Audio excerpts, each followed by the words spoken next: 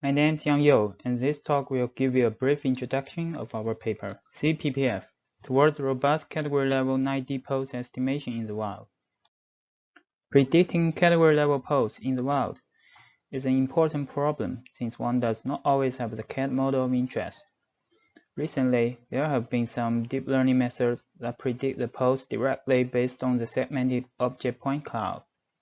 However, these methods all require strong instance segmentation priors and are not robust due to the noise and imperfect segmentation, which is inevitable in real-world scenarios.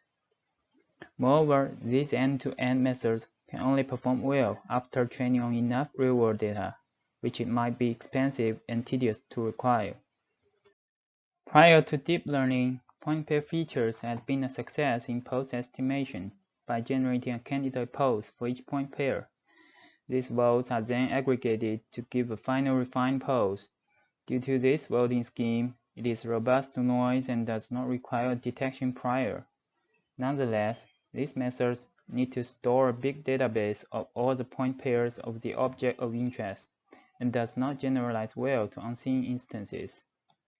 Facing these challenges, we come up with a category-level point pair voting scheme named CPPF.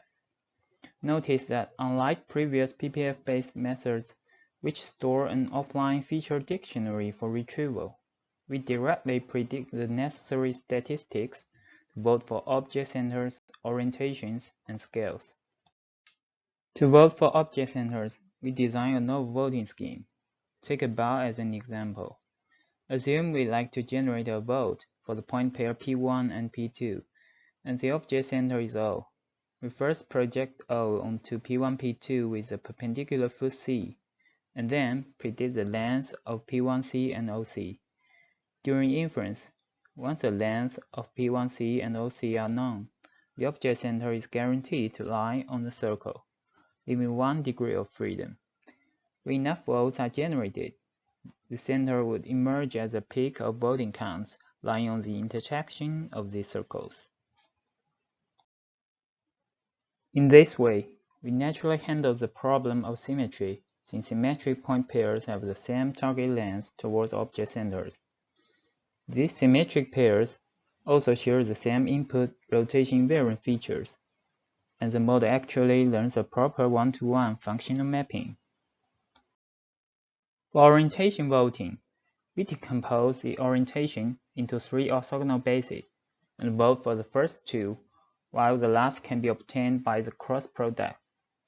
For each point pair, we estimate the angle between P1, P2, and the ground truth bases.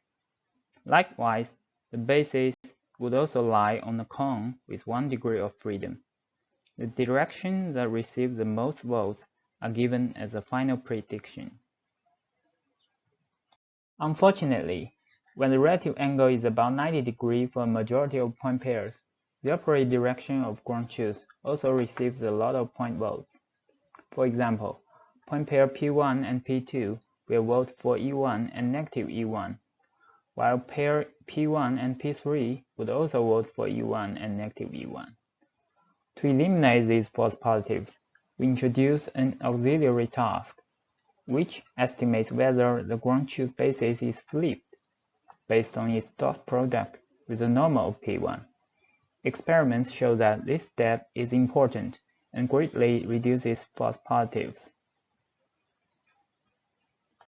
Our model is trained on ShapeNet models only and generalized well to real-world scenes. We carefully design our network by extracting and concatenating SU3 invariant features of input point pairs. Experiments on Knox real datasets show that our model gives competitive performance with current state-of-the-art. Importantly, our model can still give decent results when only bounding box detections are given, which is not possible for current sorters.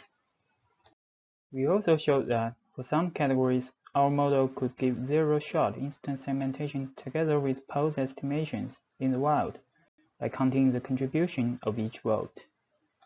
Here we show more sample predictions in the wild on some RGBD dataset. Thanks for listening. More results and code are available on our project site.